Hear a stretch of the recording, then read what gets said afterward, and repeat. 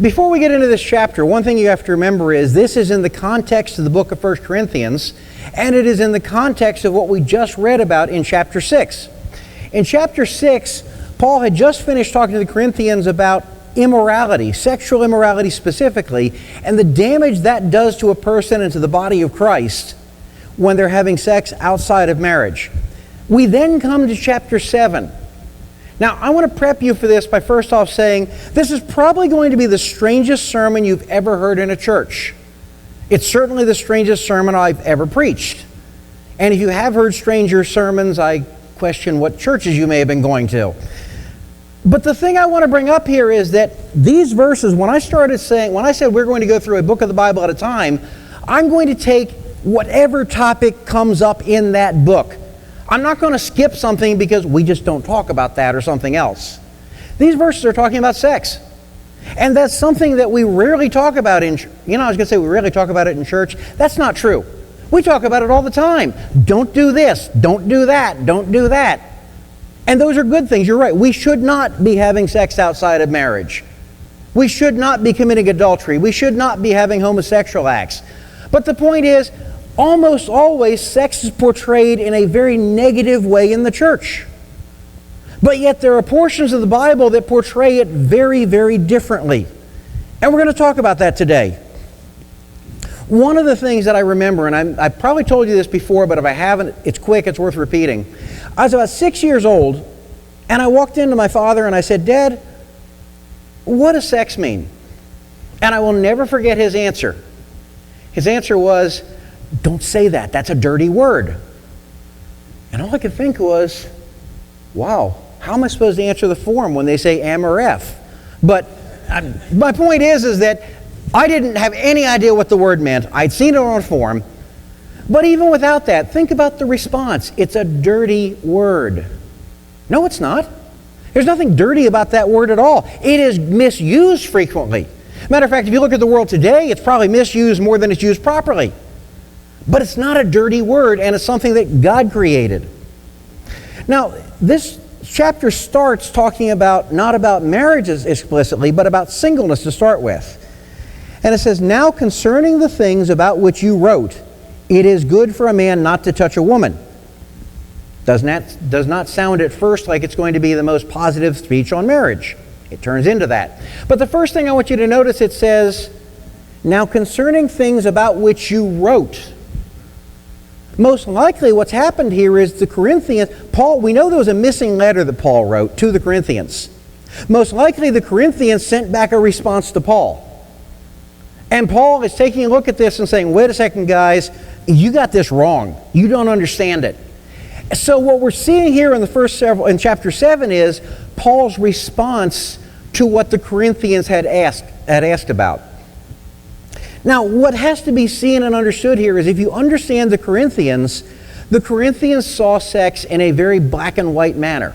In other words, it was either everything goes or nothing goes. Remember, the problem in chapter 6 is they're going out, they're having sex with prostitutes, they're having sex outside of marriage, they're doing all kinds of things, and Paul is saying that is wrong. But then you obviously had this other group we can read from here which was saying, wait a second, okay, if that's immoral, then we got to stay away from it completely and no sex. But they were including in marriage. And I think the reason this chapter 7 starts this way is to say, wait a second, guys, you don't understand this. There's something you're missing here. I've just told you what you can't do, but you also need to understand what is appropriate. Now let's talk about singleness for a minute, because it talks about it's good for a man not to touch a woman. Remember, first off, that's not a blanket endorsement of no one getting married. What that's saying is, in light of what you've just asked about not touching a woman, period, yeah, that's good and it's ideal if you can stay single, but it's not meant for married people. Now, one of the confusing things here is, why would people want to stay single? Well, let me say this. If you are single, you probably have more opportunities to serve the Lord than if you are married in many ways. Certainly more time. Let's face it, when you get married, there's time commitments. There's time commitments to your spouse. If you have children, there's time commitments to that. I know I was probably not nearly as concerned about houses and furniture and everything else until I got married. Not only that, if you look at the historical context here, the historical context is within about 3 to 4 years, Nero was going to go nuts. And at that point in time, Christians were going to have to be fleeing and be persecuted. They were already being persecuted some by the Jews at this point in time, but the Romans were going to take on that persecution. If you are fleeing from someone, it's easier to get up and run through the woods or through the desert or the jungle or whatever and get away from people if you're one person fleeing than if you're trying to take your wife and your family and your grandkids and your grandparents. I mean, you see what I'm saying? It's a practical thing. Paul's not saying this because it's just the wonderful thing to do. He's saying from a practical standpoint, it's easier. In history more recently, you can see it. When people fled Nazi Germany, when people fled communist countries, it was easier for a single guy to get away from them. So the reason for not marrying here in verse 7 he's talking about, in verse 1 rather, it's practical so you can flee persecution, but also because it does leave you with more time. I know I didn't get married until I was 35 years old.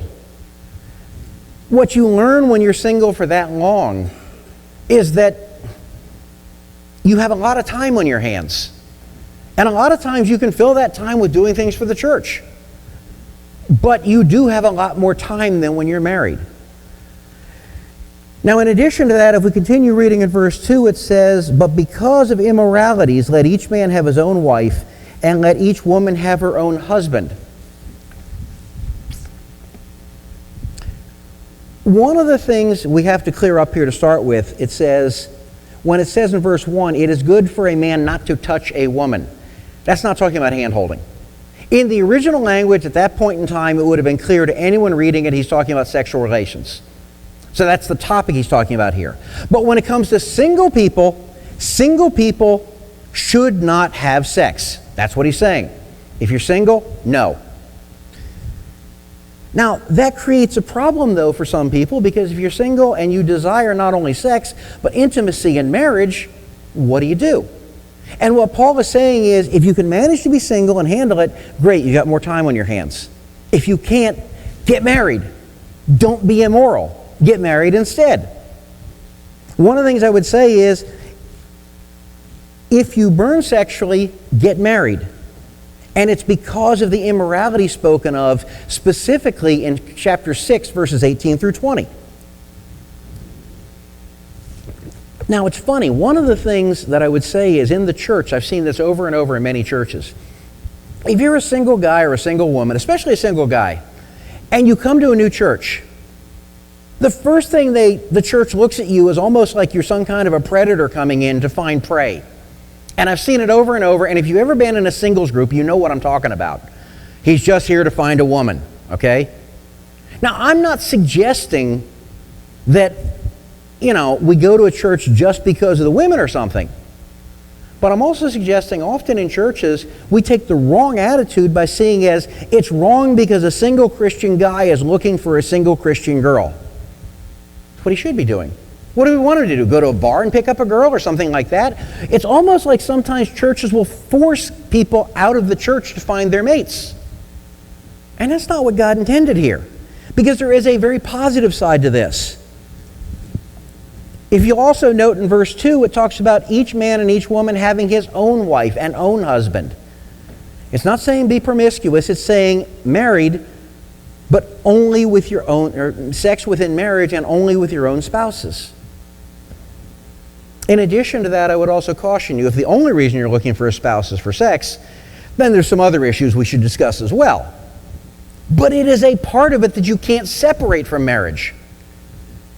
Now I want to talk for a moment about what I call the gift of singleness. If you don't have what I'm calling the gift of singleness, you're probably better off not being single. Admittedly, sometimes it's not by choice, but for example, I said I got married when I was 35. I was ready to be married when I was 20. None of the women in the world that I knew were ready to marry me at 20, but I was ready.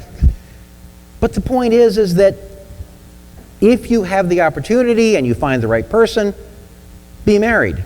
I had a friend one time, 25 years ago now, and he said to me, he finally came to the conclusion he had the gift of singleness and he was going to stay single for the rest of his life. And I said, really? That's wonderful. I said, so you don't burn sexually? Oh yeah, I can hardly sleep at night or think about it because it's so bad. Okay. So you don't feel a need to be with someone for your life. You'll be content without a wife. No, I really need intimacy and everything else. What I finally confronted him with is, you don't have the gift of singleness, you have the gift of fear of women. There's a big difference. And within a year, he ended up being very happily married to the woman that he was longing for, who was longing for him also, but was ready to leave because she couldn't get him to ever ask her out on a date. My point is this: there is a gift of singleness, and there are people that I have known and have met that are completely content without a partner. If you have that, great. It gives you abilities to serve God in ways that married people can't serve.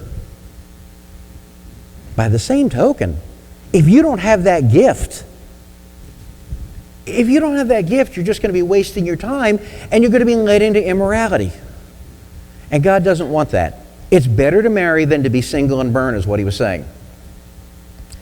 Now I want to talk for a minute about the blessings of marriage, but I also want to talk about the failings of the church when it comes to talking about sex. When I was in 3rd grade and when I was in 6th grade, I had what they called one-day sex education classes. Kind of a misnomer, because they really didn't teach us anything. They just made us curious enough to figure out what we didn't understand. And what I found was there was absolutely no moral foundation whatsoever when it was taught. Nothing. It was, here are the mechanics. They could have been talking about rebuilding a transmission instead of sex, and it would have been the same thing, because there's no moral connection at all. It's just, how do you get the job done? And again, we were so confused anyway, we couldn't understand what was going on anyhow.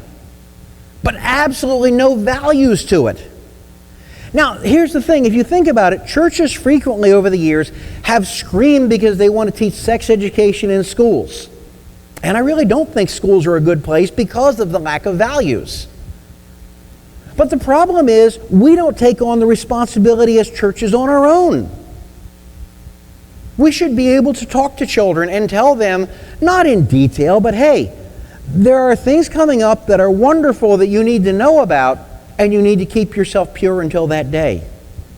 I'm not worried if the kids know about the details of how to have sex, but the point being is that we ought to be teaching them that it is a wonderful, positive thing within marriage. And all we usually do is emphasize the negative. And I'm not saying there aren't negative, obviously. There are negative aspects. But frequently that's what we do. If you look through history and look at what the church has taught, some of the false views, even still today is taught. Number one, sex is only for procreation, especially in the Catholic Church. If you're not procreating, if you're not trying to have kids, you can't have sex. And not only that, in some cases, you can do it, but you're not allowed to enjoy it. I've actually heard Catholics talk about that. And frankly, sometimes that spills into non-Catholics too. I've had a lot of friends who are Baptists and other denominations as well, who felt somehow that they had to feel guilty if they were going to have sex with their wife or their husband. All it does is take away all the intimacy if you talk about procreation only. That was never the way God intended it, and we're going to see that in a few minutes here. Another thing that's a false view is it's a necessary obligation. And these verses coming up will kind of reinforce that if taken out of context. In context, we're going to see that's not what it's talking about. But that it's something that it's got to be done in marriage, so let's just get it over with. Again, a horrible false view that completely destroys what sex is about in marriage.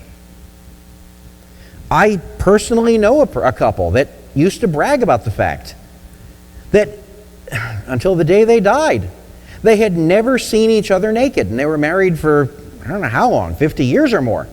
Never seen each other naked. They had 3 children and had never seen each other naked. And they thought this was something to brag about for their purity. That's not what God intended. We're going to see in the Garden of Eden in a little bit, that's exactly the opposite of what God intended. Another false view that's put out there. Not only that, another view that we often hear is, you've got to stay a virgin until you're married, and we should. But if you cross the line and you're not a virgin, it's all over, you're ruined, and that's the end of it. Frequently, people are taught to be so guilty in marriage because of what you did before marriage, and that's not what the Bible's teaching. The Bible is teaching, yes, we should stay pure, but it's also teaching there's forgiveness if we're not. And marriage is the ideal setting to have intimate sex with your partner, with your spouse. The truth is, if you look in the Bible, something that most people don't realize, do you realize that there actually are no prohibitions within married sex? Now, number one, I would recommend don't harm each other, and number two, it should be consensual. But there's nothing in the Bible that says what you can and can't do if you're married. There's a lot of prohibitions if you're not married, but if you're married, it's up to you. Enjoy each other. That's the positive aspect of sex that we just don't talk about in the church. And the other thing also is again, we rail sometimes against sex ed in school, yet we don't train people in the church. If married couples or people who are getting married need information or are having troubles in their marriage with their sexual relationship, they should be able to come to people in the church who are either older, wiser, or elders or whatever, and talk to them and get help. That is the function of the church. God wants the family to be strong, and that's a portion of it. Now again, we rarely talk about sex here, and normally we don't have such open conversations. But sometimes when it's hitting it in the text, we've got to do this and talk about it. Not only that, the family should be training the children. And again, not so much the mechanics until they're married, but just in what's coming up and the wonderfulness of it. It shouldn't be for schools. You know, I remember one time sitting in a restaurant and having a phone call come in from a newly married couple, from the woman. And she was calling her mother-in-law, not her mother, interestingly enough, and literally saying, we've been married for 36 hours, and we are totally lost and don't know what we're doing and can't figure things out. You know something? I thought that was great. Because the woman was able to open up to her mother-in-law, and her mother-in-law helped her, and they have a very happy marriage now.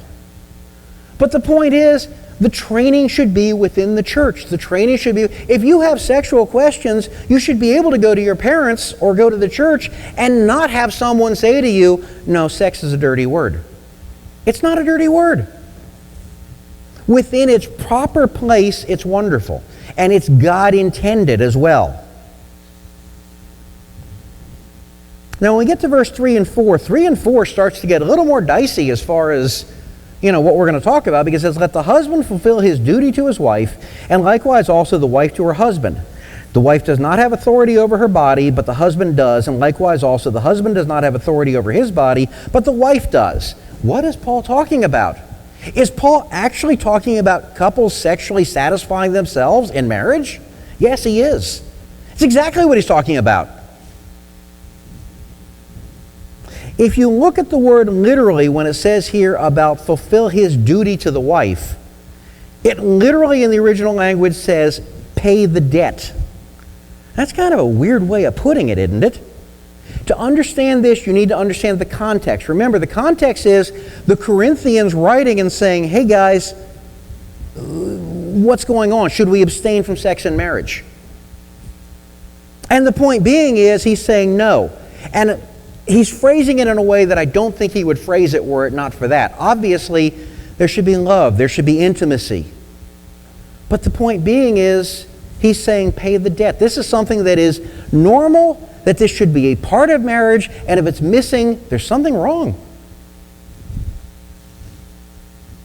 Apparently what was happening is the Corinthians thought you should be abstinent, you should practice abstinence in marriage. That certainly wasn't what Paul was talking about. He's talking about pleasing each other sexually, and he's talking about that as an act of love, and he's talking about that as a privilege. But it is something that if it's missing, there's a problem. If we continue looking at these verses about the wife not having authority over her body, one of the things that's kind of confusing here is, and the man not either, some people take this as, see, the guy can do anything he wants and say anything he wants. No, if you look, first off, it's mutual. Each other. Control of each other's bodies. It means find ways to please each other if you're married. I've had married people talk to me before, and sometimes just come for counseling and talk. And you know what I find out in some cases? They're really afraid to please their partner. To them, it's just something that's got to be done. And even if they enjoy it, they don't really think of ways to find it. I think what this is saying is, try to find ways to please your partner even more if you're married. You know, the other thing too I was going to say is, prior to being married, I had more time on my hands. After I was married, I'm more productive. If you're designed for marriage, you will not succeed if you stay single. And part of it here is finding ways to please each other. Now, there's something else I have to say here, because it's a misunderstanding that happens quite a bit. This is not when it says you have the authority over your wife's body, she has the authority over your body, that is not a license to demand sex. I know of one preacher who used to preach, when you're married, there's no such thing as a headache.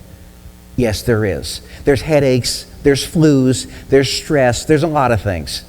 Anyone who would take, as a husband or a wife, especially as a husband, who would say to his wife, it's your duty, and you've got to do it, period, because it's your duty, he doesn't understand what love is. He doesn't understand what kindness is. He doesn't understand what tenderness is. The point being is, it's not simply there saying, hey, you can force the person to do what you want. That's not what it's saying. But what it is saying is, married couples should be loving to each other. Now, when we come to this also, we got to say, why is Paul even discussing this stuff? If we get to verse 5, we suddenly see why he's discussing it. In verse 5 it says, stop depriving one another, except by agreement for a time, that ye may devote yourselves to prayer, and come together again, lest Satan tempt you because of your lack of self-control. The reason for married couples to please each other sexually is because otherwise Satan will tempt, and not that Satan won't tempt anyway, but it makes it easier for Satan to tempt married couples. Sexual temptation has probably destroyed more churches than anything else I can think of. I can't even count the number of pastors and church leaders that have fallen and had to leave the ministry because they fell to sexual temptation. Not only that, frequently, if it's the pastor, it destroys the church. And not only that, it destroys the family. The family unit is the basis for what God has established. He builds churches from families. When this happens, you end up destroying the trust, you end up destroying the testimony, you end up destroying the family and the church and the individual. Satan is looking for that. Satan is trying to destroy marriages like that. Now, this also doesn't mean just because people are sexually satisfied that the marriage can't go wrong. No, there are some people, it doesn't matter how good things are, there are some people who are just going to go wrong. But what it is saying is, when a couple is sexually satisfying each other in marriage, it is very difficult for Satan to pull that marriage apart. And when I say Satan, I mean the satanic kingdom, okay? But the point being, it's very difficult for them to pull that marriage apart. Intimacy is enhanced by great sex. And not only that, if you don't have sex and you're not intimate with each other, what you're going to find is other issues are going to pop up. Resentment, anger, etc. Now again, normally this is something you don't think we should talk about in churches in most cases. If you have complaints, send them to Gene and Randy. But this is, when we ignore this, we're setting the church up and setting the family up for failure. It's that critical. In addition to that, something I have to make clear here, which is obvious to most, if you have a happy marriage, you're going to understand this. Sex is never the basis of a marriage. But it absolutely strengthens and enhances a marriage. One of the things that I find is if sex is the basis for a marriage, people feel used. That's not what we're looking for. But as far as having to be there, one of the things that I think about is, I enjoy cooking quite a bit. And I try to cook somewhat fancy at times. One of the things I enjoy cooking is filet mignons with a cast iron pan.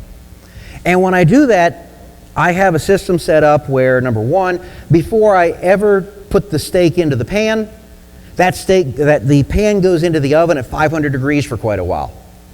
And it has a special oil on it that has an incredibly high smoke point, flaxseed oil, so that I can put that pan in the oven at 500 degrees and it's not going to smoke. When that pan comes out of the oven, it's ready for the steak. And again, I use the cast iron so I can do that with it. Cast iron doesn't care whether you got it in an oven or a flame or anything else. Bring it out, put the steak on it. Sometimes I'll use a second pan so that when I flip the steaks, I can get another sear on the sides of the steaks. Those steaks are good, but they're not great. You know what makes those steaks great? It's what I do in the end with the steaks. It's when I have a special red wine butter sauce that I make. And not only dip the steaks in it, but have that for pouring over the steaks in the end. That steak goes from great steak to steak that I don't want to say you'd kill for, but it's pretty close, okay? It's the same way with marriage. You can have a good marriage without good sex. But great sex will enhance the marriage, enhance the intimacy, will take away resentments, will do a lot of things. And the point is, it comes from loving each other. It's not just the physical. For one thing, if you're thinking about sex just as a physical act, you're missing a lot of stuff. It starts before you ever get into bed with each other. But it's the same way with the filet mignon. It's that final sauce that caps it off. However, if you were to take that sauce and drink that sauce by itself, it wouldn't be very good. It kind of make you nauseous, I think, by itself. It'd be so rich you couldn't handle it. Well, just like marriage. Sex can't be the basis for a marriage, but it enhances it greatly. Now, if you've been wondering why I'm hammering on this so much, and why I'm saying about God creating sex and having great sex and things like that, I want to take you back to Genesis chapter 2, verses 24 and 25. And I want you to listen to what it actually says. It's in the Garden of Eden before the fall. For this reason shall a man leave his father and mother, and be joined to his wife, and they shall become one flesh. And the man and his wife were both naked and were not ashamed. Number one, to be joined to his wife. God established sex. Don't care how you put it, God created it. If sex is wrong, if sex is guilt-ridden in marriage, if sex is evil, then God is wrong, evil, and guilt-ridden, and I don't believe that. There's a lot of ways God could have established procreation. He could have said, touch your fingertips and she gets pregnant, or, kiss each other and a baby pops up in the next room, or whatever. God deliberately designed sex for human beings to be as it is. And that's something we don't think about a lot of times. That it's God's design. In addition to that, it talks about being one flesh. It's a special relationship that God has designed, and it's something that is beyond what we can comprehend. I will say this also. If you are unmarried, and even if you've had sex, you do not know what great sex is, I guarantee it. Because it is only within marriage that you can experience great sex. Because it's more than just a physical component. There's a linking of the flesh, and there's also a spiritual component to it that's indescribable. And also, if you look, the last phrase in this verse is, they were both naked and were not ashamed.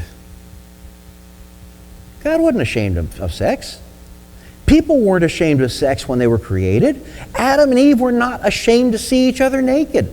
That was normal in the Garden of Eden. That was the way it was designed to be. We don't think about that a lot. Again, usually what we hear is, don't do this, don't do this, don't do this, don't do this. And those are appropriate things not to do. But married sex is wonderful.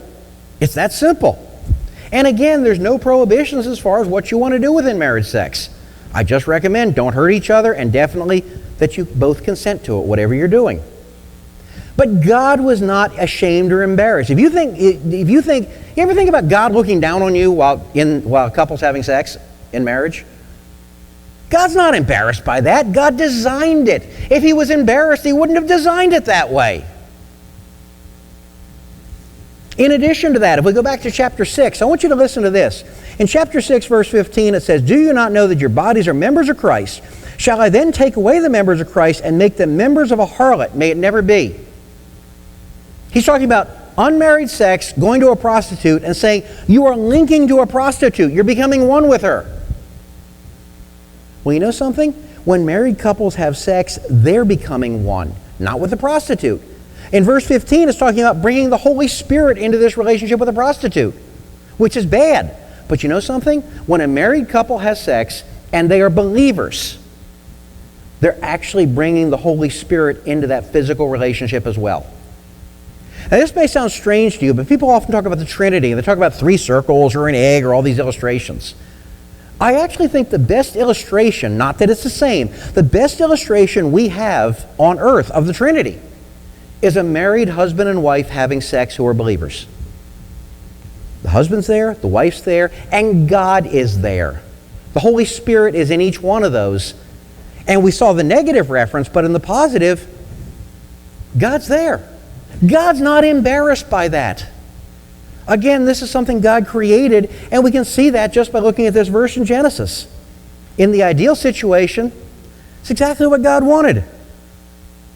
Now let's look at the application a little bit. Number 1, should you stay single or should you get married? My recommendation is, obviously not everyone has the choice, but if you have a choice, only stay single if you really have the gift of singleness. If you are content without someone to live your life through with, and there are some people that are, if you're content and you're not sexually burning, then stay single because you'll have more opportunity to serve God. The point here is either is acceptable, stay single or get married, but immorality is not acceptable. And is it acceptable, for example, for a Christian man or a Christian woman to go visit another church because they'd like to meet other Christian men or women and try to see if they can find a mate? Yeah, that's fine. Now, if it's to the exclusion of serving God, that's another story. But again, the church is where you're supposed to meet people. The church is where you're supposed to get married.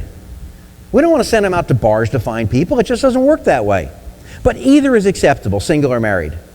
The second thing I want to talk about is training, teaching, and sharing. Should be within the church. Premarital counseling. Excuse me. When Linda and I had premarital counseling, we had about 4 sessions, and we took every personality test imaginable, Myers-Briggs and all these other things, and everything else. And I was 35, and she was in her mid-30s also. And you know what never came up in any of the sessions at all? Sex. Never discussed. Never talked about. Nothing. Now, I'm not saying sex should be the heart of premarital counseling, but if you leave it out entirely, there's a problem. Something is wrong. Linda and I have now gone on and done premarital counseling with couples before they get married. We talk about sex, among other things. Obviously, we talk about a lot of other things, but we don't leave it out. As a matter of fact, if you go through premarital counseling with me, I have an option for all the guys to go through it. Not before 2 weeks before you're married, because I don't want you to learn about other things, but 2 weeks before you're married or less, we'll sit down and have a chat about anything you want to talk about. Because if we can help you to be a better husband in pleasing your wife, that's pleasing to God. And Linda has talked to women about that also. Not only that, in a couple of cases, I can think of cases where people just were totally clueless. Believe it or not, I gave them a little gift bag. Here, you're not going to know what you need. Take this on your honeymoon. You'll enjoy it. The point is that as a church, we should be encouraging couples in premarital counseling. Now, I'll say this. One thing I said clearly, I don't do this until minimum 2 weeks before the wedding. If someone comes to me who's a single person with no prospects of marriage and they're not ready to get married and they want to know how to have a better sex life, I'm going to tell them, we're not even going to discuss that. Because we're not out here in the church to arm people on how to have a better sex life who are not getting married. But if you're getting married, where else are they going to learn? And yes, you can go to books, etc. But the best way to find out is to talk to people who are married, who can help. And in addition to that, for married couples that are having trouble, for married couples that want to have a better intimacy with each other, married couples should be able to go to other people in the church and talk to them. It rarely happens. Rarely does it happen. But if you're a guy, seek out a guy that you can trust and talk to him. If you're a woman, seek out a woman that you can trust and talk to them. That's what the church is here for, and it's something we never discuss. But if you're married, certainly we should be able to talk about that. The church should portray married sex in a positive light. And we usually don't. We ignore it. We pretend that it'll just go away if we don't talk about it. The other thing I want to talk about is short-circuiting temptation. Sexual issues will cause temptation. It's that simple. Because of that, the more you look to please your spouse, the less the temptation will be effective when it comes. Now, I will also say sometimes in marriages there are physical issues. If medical help can help, go seek medical treatments. If not, talk to each other. The other thing I want to say here is, just because your spouse is not pleasing you in the ways you want to be pleased, in no way is that ever an excuse to seek sexual satisfaction with others, ever. Believers do not have that option, period. I can't make that any more clear. One guy that I know of who, frankly, shocked Linda and I by saying something to us out of the blue that we never expected to hear. I think it was because he was very old and forgot what he was saying. But I ended up with a great respect for him in one way. Actually mentioned to us how he had been married for 50 years or whatever and never been able to consummate his marriage. And it was due to physical issues with his wife where there was no possible way. Now, they did other things, but the point is that I had a great respect for him because what I realized was, you know something? This guy didn't go looking elsewhere. This guy didn't divorce his wife. Instead, he loved her so much that he worked with her. The point is, again, there is no excuse for ever going outside the marriage to find sexual satisfaction. But if you can please your partner, the more you can please your partner, the easier it's going to be for your partner to avoid that temptation. But don't ever take that as an excuse or a license. It's just not true. The last thing I want to say is, for an application, is God created sex and marriage. The entire design was from God. God is pleased when married couples are great sexually with each other. It's not an accident. He planned it all. I'm glad he planned it the way he did. He planned it for within marriage. But so often we have this idea that this is some strange thing and somehow it's evil or guilty or something like that. It ain't that way. Go back to Genesis. See how God originally set it up. And Adam and Eve were naked and not ashamed. And God saw them too. He wasn't ashamed of it either. It's by God's design within marriage. Now, I will admit again, this is probably the strangest sermon you'll hear in this church. But I felt like, number one, we're not going to avoid a passage because it might be a little bit uncomfortable. And number two, for too many centuries, the church has simply ignored the topic. And we can't ignore it because when we ignore it, all we're doing is telling all the people that are younger than us, go get your information from the secular sources, go to the schools, go to the bars, go to wherever. That's not how God designed it. Let's go ahead and pray.